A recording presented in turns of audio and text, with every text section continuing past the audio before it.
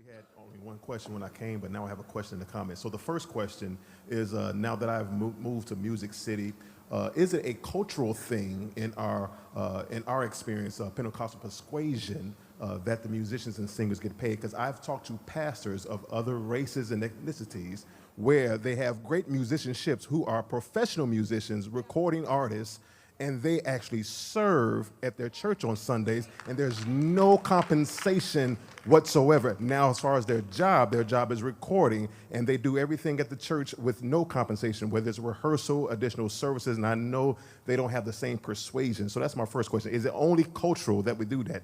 Now, my comment is for I don't know who said it, do you get paid on your job? But we have to be careful when we make comments like that, because we have people who serve in the church every day, all day, and then they go to a 9 to 5. For example, I'm going to use Brian Fenderson, a police officer, Deacon Buchanan, a police officer, and they'll provide security all day, all night at the church, no compensation, but they're trained in police enforcement. So we have to make sure we don't make those comments, because you can, discredit the people of God. We got people who can fry some good chicken, and they fry chicken every Sunday, Tuesday, Wednesday. Don't get paid, go 9 to 5, but you come in because you have a talent that is seen. So we have to be careful with those comments. Okay, hold on. Well, let me say this first. It was me, though, Curtis. It was me. I said it. Go ahead. I ain't worried about you. We on the same page. It was me. Here's the thing for me, and I'm going two ways with it. One, when you go to high school, college, they don't teach you how to play gospel music.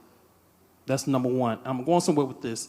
The point is, it's like we playing both sides of the fence. Now you're saying, okay, we should not be compensated at the church. I'm not saying he directly saying it, but in so many words, that's what it's coming to, that we should sow into the church for free. But then we have a problem if we go play secular. So, pick a side. Like, you saying the musicians in Nashville, they're recording musicians. I know they play a lot of country music, a lot of jazz, a lot of rock and pop, and they get union pay. They in a union. A scale pay. I know if I hire somebody to play strings on a song, they don't charge by the song. They charge by the hour. So they're reading music, and they're getting paid $150 an hour and probably play one song. So I'm really trying to understand that I'm responding to your comment as far as sewing.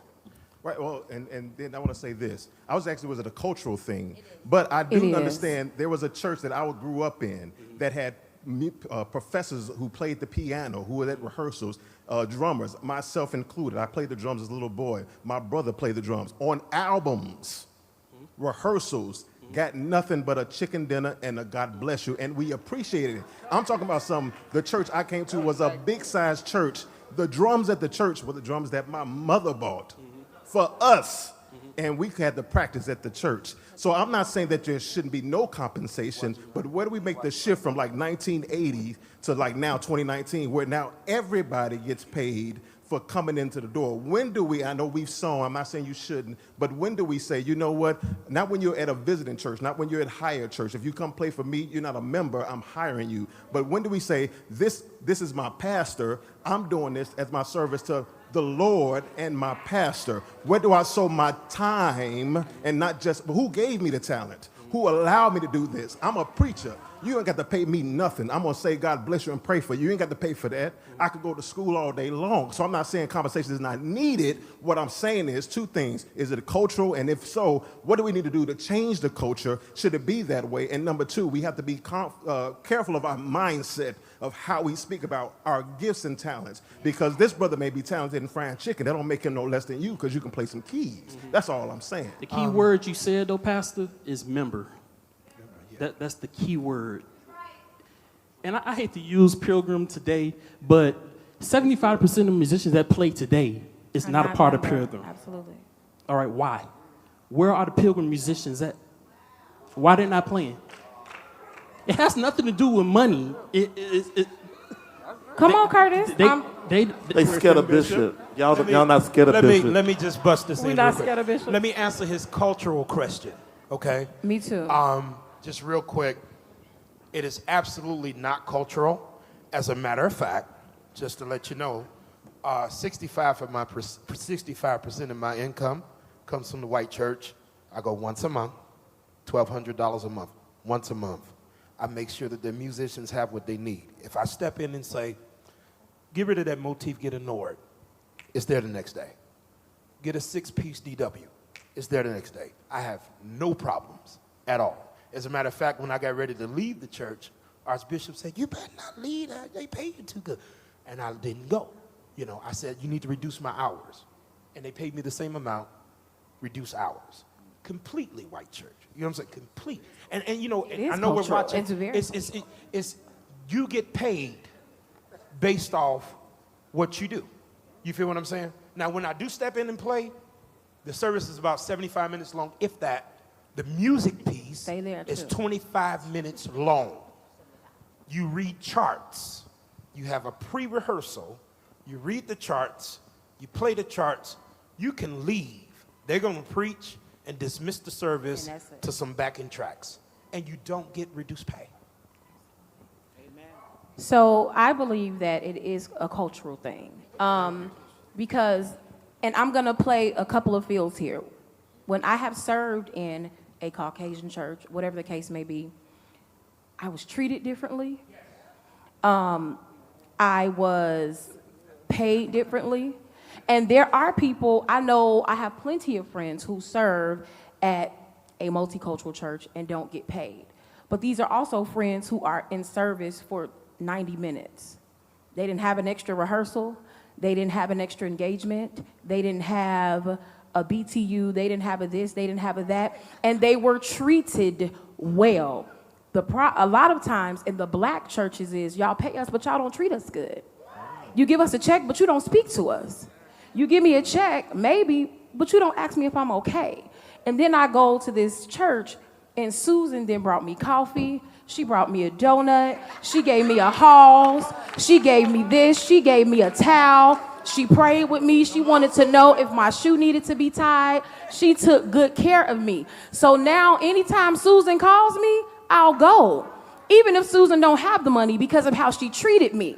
But a lot of times I have turned down plenty of engagements and they had the money because they were nasty. I don't want your money. You keep your money. God will provide for me. It's a cultural thing. They treat people well. They do us right. When they say we're in at 9:30 and we're out at 10:30, I'm in my car at 10:32. I'm not waiting for the next song at 10:45. And I got my check at 9:31. They treat us well. So I believe it's based off how we're treated. It is a cultural thing. They appreciate the gifts and talents that people have. The problem in the black churches is everybody feel like they more talented, so I don't need you.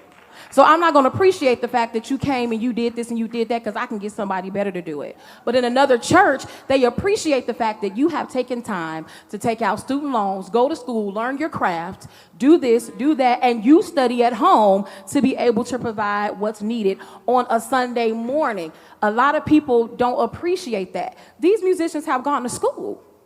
They are reading charts. They're reading music. I'm a part of a union house. So when I go into a studio session and they say, this is what needs to happen, I'm not paid. Well, it's 3 songs. Okay, well, if them 3 songs take 6 hours, my fee per my union is $150 an hour, whether you ever get a song done or not. But I went to school. I took out loans. I did what I had to do to study my craft to be able to provide what's needed in the church today. And the black church doesn't honor that. They want the person that learned up under the table because they want to pay us a certain kind of way, and it's not fair. Just like you got a family, we got a family. Just like you're a hairdresser, I'm a singer. You want to be paid for that extra braid. I want to be paid for my extra run. What's the problem? I think some of this. You all hit some amazing points, all the questions, and we want to try to get these last few, just these last few. No more. Bishop said. We got to go. We got to raise the offering because we do have to pay the musicians. Not for today. Y'all ain't getting paid today. We didn't pay you today. We got to pay you for tonight. So we got to raise the offering so we can pay him. Okay. Can y'all give me 30 seconds? Is it a question or a statement? It Just was give it to a me real quick. question. Give it to us. Because some people did already Give it touch to us, on give it to us. my question is, you get paid at the church. I'm talking to the musicians and the singers. What do you give to the church in your craft? I tied to my church. I'm not all of us tied and offer. I'm talking about outside of that, as far as service. If I'm a member of my church, I'm dedicated to my church. If I just work at the church, once again, I'm doing what I'm obligated to do when I'm out the door. But honestly, most members that work at a church, they only come to do their work. I ain't never seen no musician that he ain't playing and he come in the Bible class. Now Curtis will come. That don't happen. They come in to play. Come on, real quick, 30 seconds. I'm a musician as And well. a 10 pastor. musicians, love y'all. Why is it that we have musicians that will try and charge a 100-member church the same thing they want to charge a 400 or 500-member church? And also at times they'll go and sit, and y'all know what I'm talking about, they'll sit second fiddle waiting to get in line to play for free. So why do we have musicians that do that? It's a job. It doesn't matter how many members you have. If you play the organ, you got to pay. Won't care if it's 2 people, 10 people, 5 people. They playing. They using their skill. If you're using your skill to play, you got to pay. They don't care you ain't got no members. What they got to do with it? And if you want them, you'll pay their rate. You know, if that's who you want, and they ask you for a certain price, that's what you'll pay. And you have different musicians that play on certain rate levels. Certain rate level, it don't matter. If you want them, and they say, hey, I need this is what I need to make it through the week. Come every week, be committed. You pay that rate. What about the second fiddle piece? Now the second fiddle piece, you got musicians that just chase opportunity and chase like hype. You know, that's the day we live in. I ain't go platform. You said platforms. You got musicians chasing hype 24/7. So I can't deny that at all. Like, yeah. Thank God for my pastor. I mean, if the air is out at the church, they don't care you got 50 members. If they fix your build their air resume. conditioning, Yeah, that's good. You got to They're pay. trying to build their resume. Yeah. Okay, a different question. Real quick. Secular and spiritual. Are we prostituting our gifts? Those that are going into the secular world and giving your gift to that entity, and those that are in the spiritual. So if the church is not paying you what you want, and you go to the secular side to get what you want, are your gifts being prostituted? Can I answer that? Go ahead. Yes. Let me ask you this. Are you married? Yes. What songs did you do at your wedding? There you go. I don't remember. Exactly. So, do you want a church musician to play your wedding, or do you want a specific band and singers that do wedding music? Well, I got married only one time, but those that being singers and musicians, whatever, you do it for a lifestyle, for a living. But I only married, you know what I'm saying? The point for I'm that bringing it particular up day. is wedding music is not gospel music. That's secular Not music. gospel music. Okay. It's the same thing. So we're not So prostituting. when you go to the secular side, do you do it for the more money? It's a job. Okay, last one, Bishop. This is our last one. We're going to pray. Please don't leave without sowing a seed. I forgot the offering yesterday. Put them buckets at that door and put them to their face. But I did learn something from you. Be nice to the people. I'm going to be nice. Sweetly, put slide it in front of I think you really helped the pastors and the churches that we have to treat people better.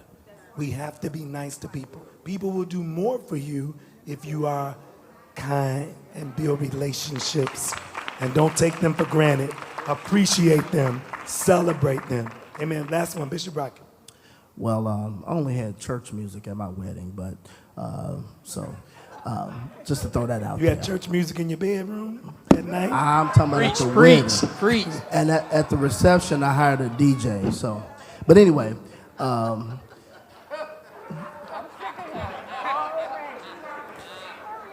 think what has happened, I think we've lost integrity in the church. And I think it's come from both sides. I think there are pastors that are lacking in integrity, and I believe there are musicians that are lacking in integrity. And when I talk about integrity, I'm talking about doing exactly what you say you're going to do.